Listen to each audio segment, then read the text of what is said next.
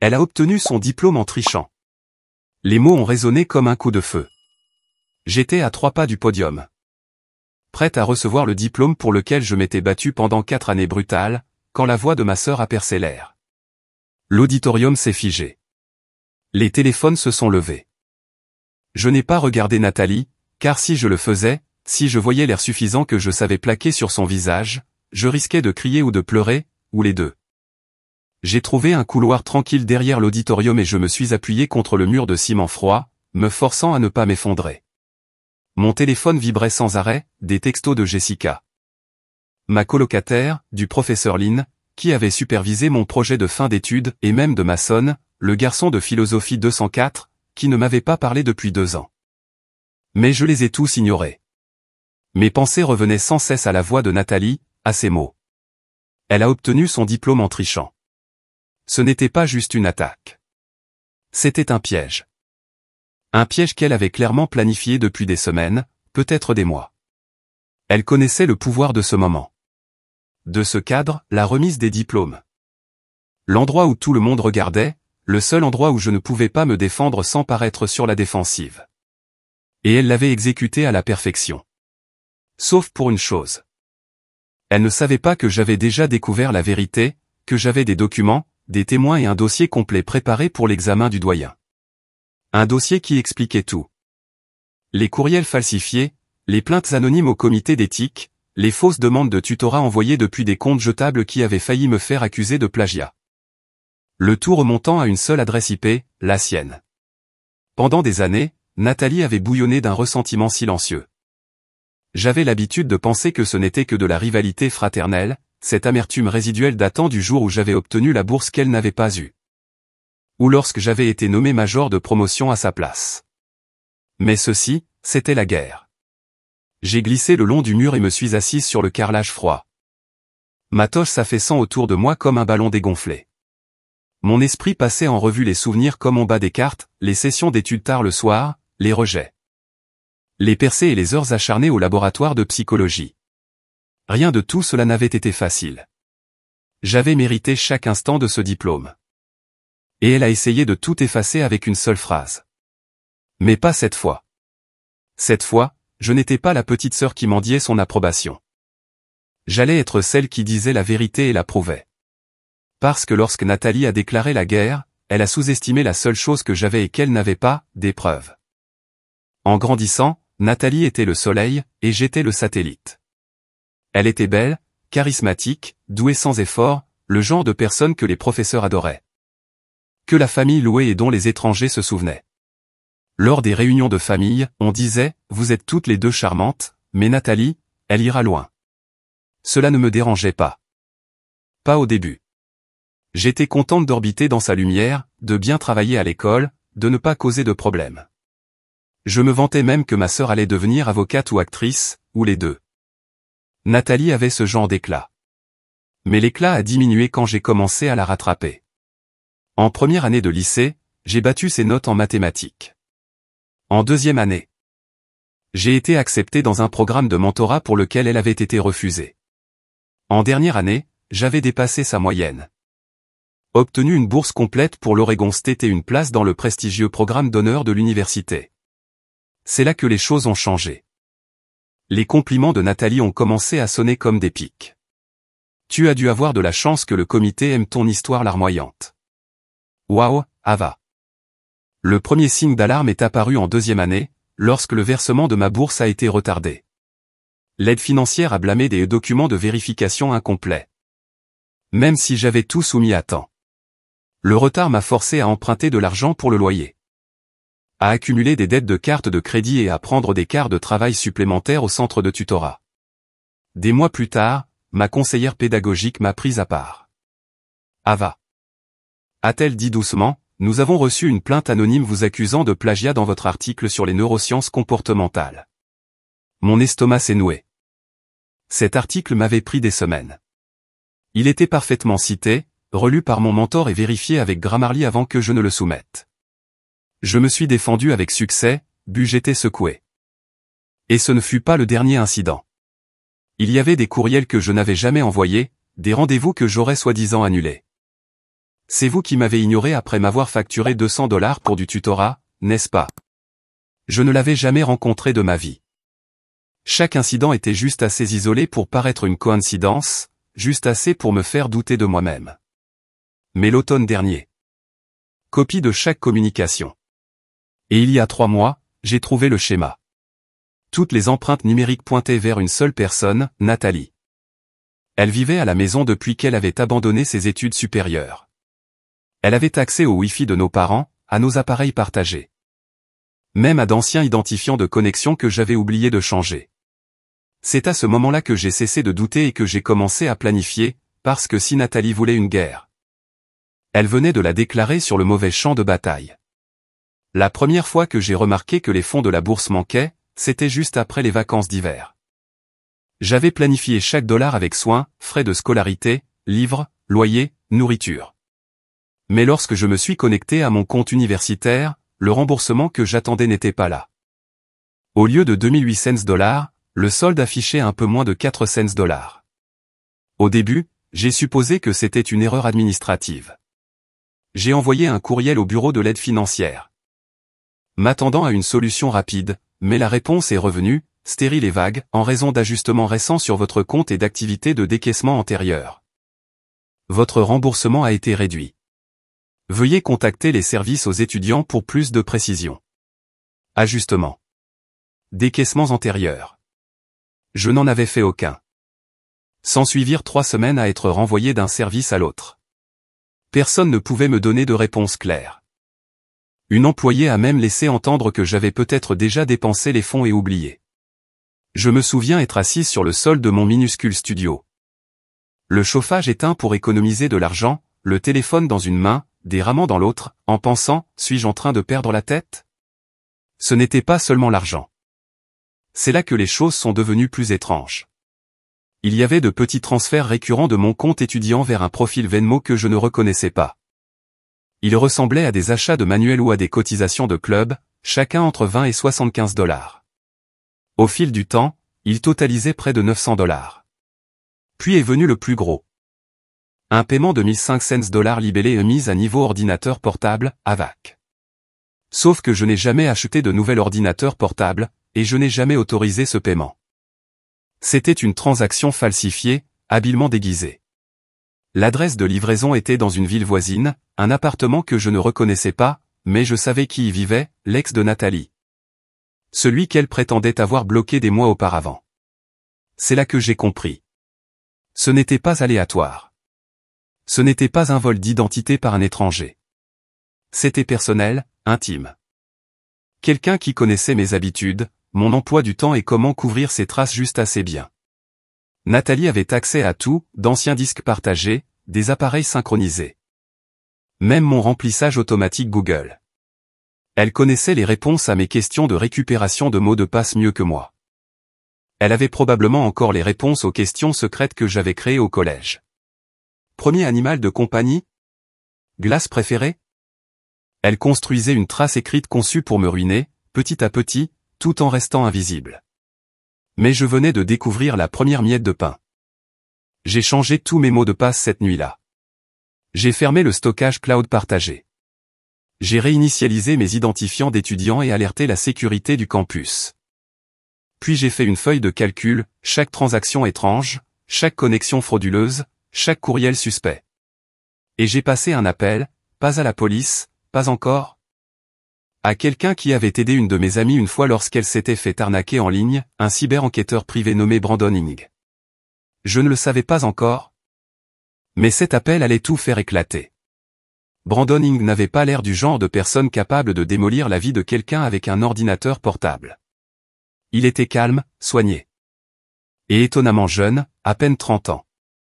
Son bureau était niché dans un espace de co-travail au centre-ville de Gênes, les murs tapissés de tableaux blancs et de gobelets à café recyclés. Mais dès l'instant où je lui ai montré ma feuille de calcul, son expression a changé. « Vous avez un schéma ?» a-t-il dit, les yeux plissés. Un schéma prudent. Mais il est construit sur des erreurs plus grossières que votre sœur ne le pensait. Cela lui a pris 3 semaines. 3 semaines à éplucher les journaux d'adresse IP, les métadonnées. Les empreintes de navigateur et les sauvegardes cloud dont je ne savais même pas qu'elles existaient encore. 3 semaines de comparaison de signatures côte à côte. Je peux lier plus de 24 actions frauduleuses directement à Nathalie Carter, a-t-il dit. Cela inclut cette connexion non autorisée à votre portail étudiant. 4 achats de manuels expédiés à son ancien petit ami, et de multiples tentatives d'usurpation d'identité en utilisant votre alias de courriel étudiant mis en place via une redirection fantôme. J'ai cligné des yeux. Une quoi? Elle a créé un compte Gmail secondaire qui était un miroir quasi exact du vôtre, juste une lettre de différence. Et elle l'a utilisé pour communiquer avec un assistant de faculté, en se faisant passer pour vous. Il a ouvert un échange de courriels imprimés. C'était là. Bonjour, professeur Langlais. Désolé pour le préavis tardif. Je suis débordé et je ne pourrai pas venir à notre rendez-vous de tutorat. S'il vous plaît, ne me marquez pas absente. C'était signé, Ava. Sauf que je n'avais jamais manqué cette session. Je m'y étais présenté. L'anglais, curieusement, non. Maintenant je savais pourquoi. J'ai eu la nausée. Elle n'essaie pas seulement de vous saboter sur le plan académique, a dit Brandon doucement. Elle prépare le terrain pour une destruction de votre réputation lors d'audiences sur l'intégrité académique. Une seule fausse preuve bien placée pourrait semer assez de doutes pour entacher tout votre dossier. J'ai regardé les preuves, mon cœur battant la chamade. Elle n'avait pas seulement volé de l'argent. Elle volait de la crédibilité, soigneusement, constamment, au fil du temps. Ainsi, quand elle s'est levée à la remise des diplômes et a crié. Elle a triché, le mensonge collerait parce que certaines personnes pourraient déjà le croire. J'ai tout sauvegardé numériquement, a poursuivi Brandon. Y compris des captures d'écran des faux comptes avant qu'elle ne les supprime. Mais je recommande que nous agissions bientôt. Elle a déjà commencé à effacer des choses. J'ai hoché la tête. Alors? Quelle est la prochaine étape? Il a fermé le dossier. Vous constituez votre dossier discrètement, puis vous choisissez votre moment. J'ai baissé les yeux sur mon carnet de projet de fin d'études posé sur mes genoux. C'était un journal de recherche sur la manipulation comportementale et la triangulation narcissique. Le sujet de ma thèse. Ironiquement, j'avais écrit sur des gens comme Nathalie en théorie. Maintenant, je le vivais. Je connais le moment, ai-je murmuré. Il a haussé un sourcil.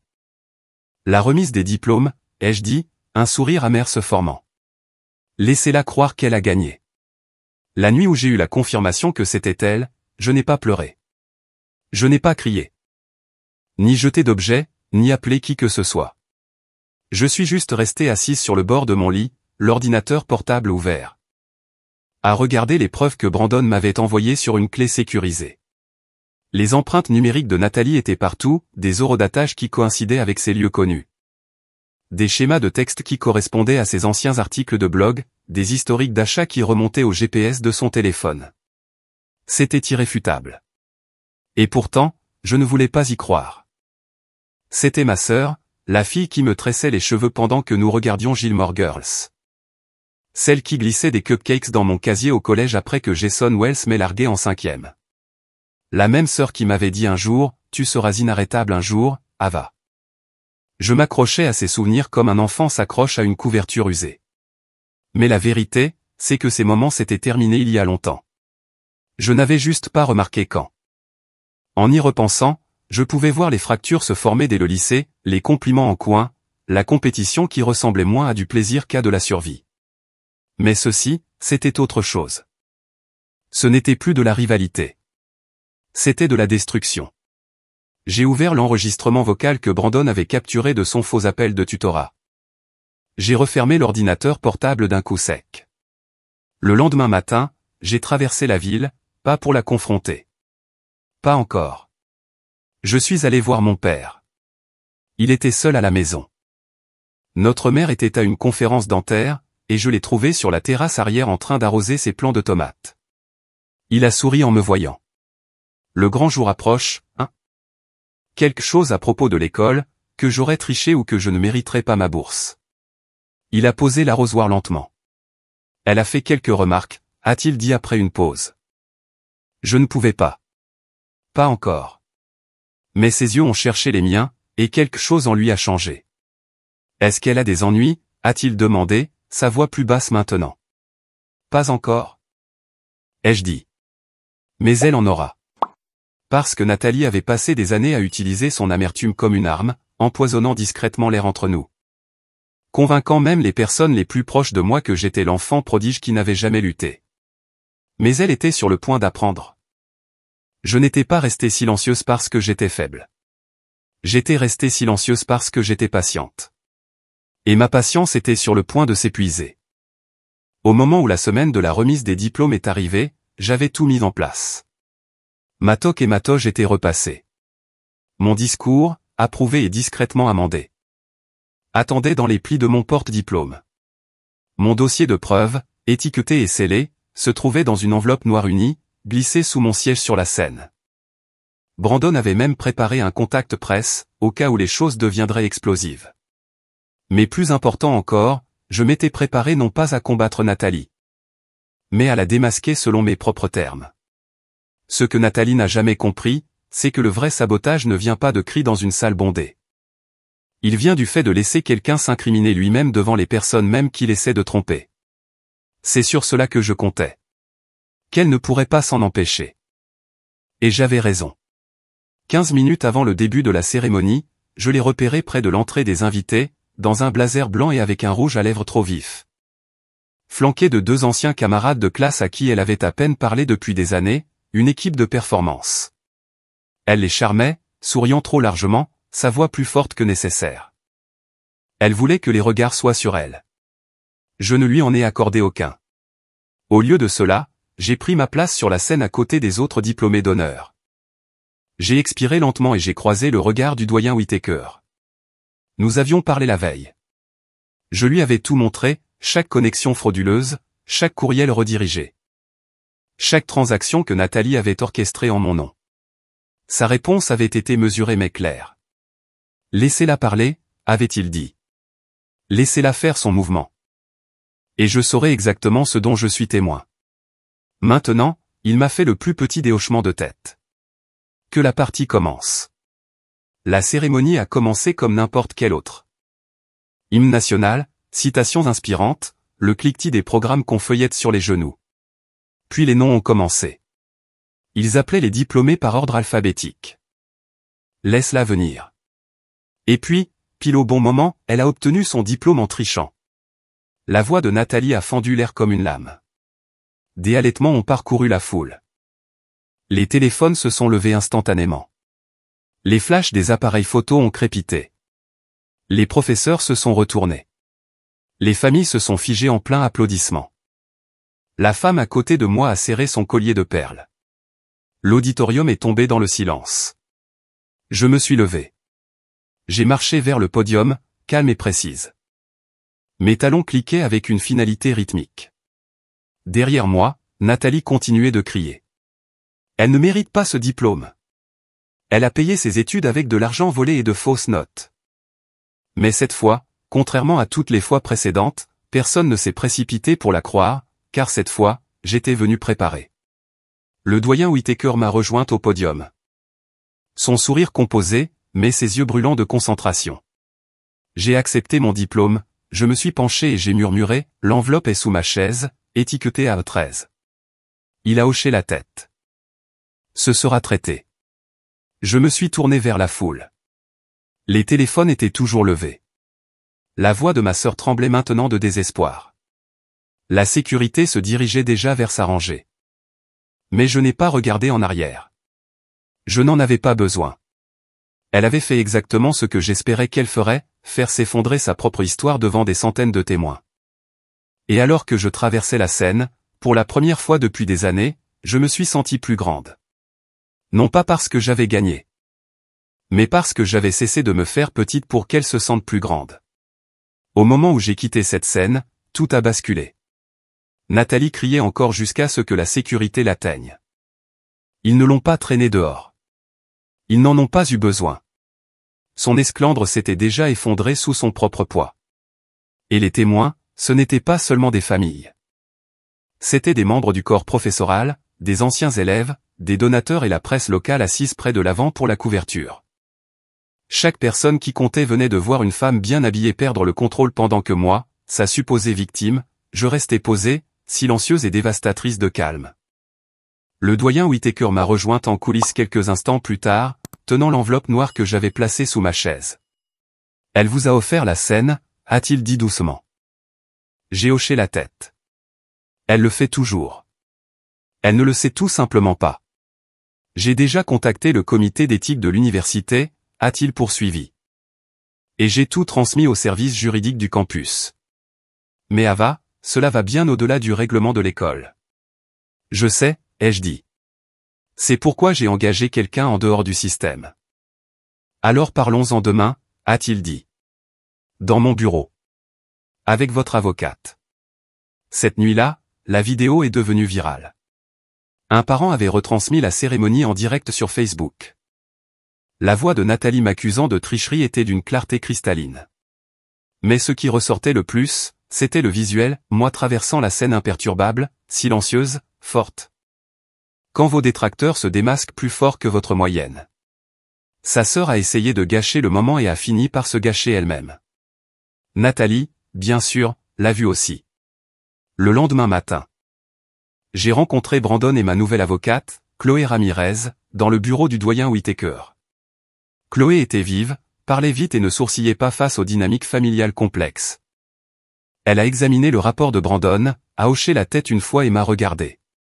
Elle a commis une fraude numérique, un vol financier, une usurpation d'identité et un sabotage académique.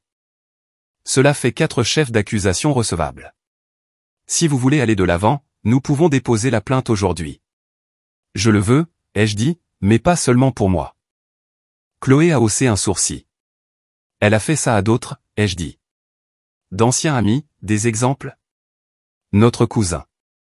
Elle lui a emprunté des milliers de dollars l'année dernière. Elle lui a dit que c'était pour mes frais médicaux, a ajouté Brandon. Nous avons déjà commencé à documenter cette piste aussi. Chloé a souri. Alors assurons-nous qu'elle ne puisse plus jamais réécrire l'histoire de quelqu'un d'autre. La poursuite au civil a été déposée ce jeudi-là. Je ne l'ai pas dit à mes parents, pas directement. Je suis tellement désolé que nous n'ayons rien vu. Nous pensions juste qu'elle avait des difficultés, qu'elle avait besoin de soutien. Elle en avait besoin, ai-je répondu. Mais pas du genre qui nécessitait de me démolir. La semaine suivante, l'université avait lancé une enquête formelle. Non par choix, mais en médiation où nos avocats discutaient des dommages financiers qu'elle devait. Elle portait des lunettes de soleil à l'intérieur. Refusait de me parler directement et chuchotait à son avocat comme une enfant à une réunion parents-professeurs. Quand la session s'est terminée, elle m'a suivi dans le couloir. « Tu as toujours pensé que tu étais meilleur que moi ?» a-t-elle lancé. « Non. Je voulais que tu sois fier de moi, mais tout ce que tu as toujours voulu, c'est que je reste petite. » Son visage a eu un tic, comme si elle ne s'attendait pas à ce que l'honnêteté pique plus que les insultes. « Tu m'as tout pris » a-t-elle murmuré. J'ai secoué la tête.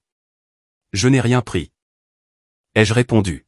« Tu as tout gâché par dépit, par ego, et maintenant, je le reprends, c'est tout. » Puis je suis parti. Le juge m'a accordé 75 000 $ de dommages et intérêts. Principalement pour la restitution de l'argent volé, les frais de justice et les frais punitifs liés à la fraude d'identité. Mais je n'ai pas tout gardé. J'ai fait don de la moitié au fonds de défense de l'intégrité étudiante. Le doyen Whittaker m'a invité à prendre la parole lors de sa cérémonie de lancement. Je n'ai pas parlé de Nathalie. J'ai parlé de la vérité et de la façon dont, parfois. Fini les crises de panique nocturne. Fini de regarder par-dessus mon épaule pour le prochain sabotage. Fini de me faire petite pour tenir dans l'ombre de Nathalie ou d'essayer de décoder le silence de notre famille. J'avais terminé mon diplôme, officiellement. Nathalie n'était pas là. Et cette fois, les applaudissements n'ont pas semblé fragiles. Ils semblaient mérités. J'ai emménagé dans un petit appartement en périphérie de Corvalie. Rien d'extraordinaire, mais plein de soleil. J'ai peint la cuisine en jaune et acheté des meubles bon marché que j'aimais vraiment. Et elle n'avait pas besoin d'être impressionnante pour être suffisante.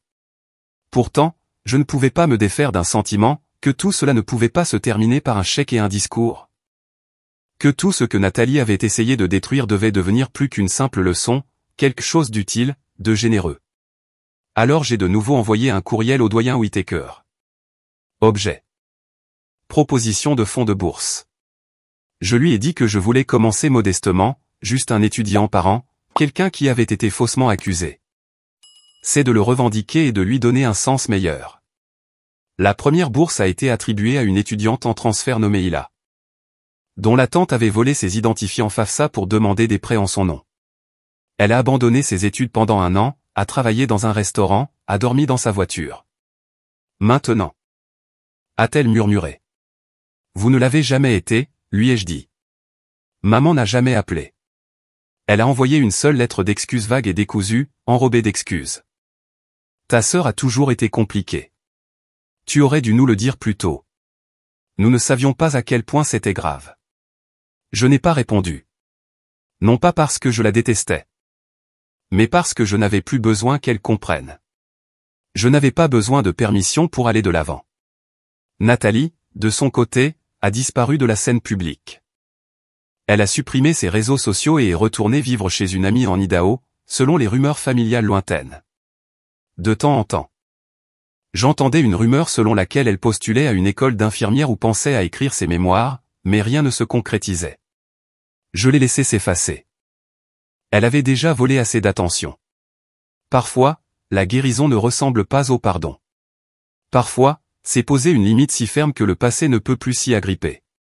Parfois, c'est entrer dans une pièce, les épaules droites, et savoir que vous avez construit chaque centimètre de cette vie de vos propres mains, et que personne ne peut vous l'enlever. Plus maintenant.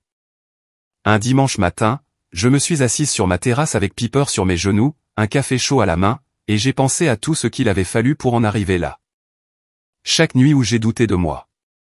Chaque faux courriel, chaque accusation murmurée, chaque moment où j'ai voulu abandonner mais ne l'ai pas fait. Je me suis souvenu de ce jour sur la scène. La voix de ma sœur, pleine d'amertume, ma voix, ferme de vérité. Et j'ai souri, parce que je n'ai pas seulement survécu à son sabotage. Je l'ai transformé en terreau. Et de ce terreau,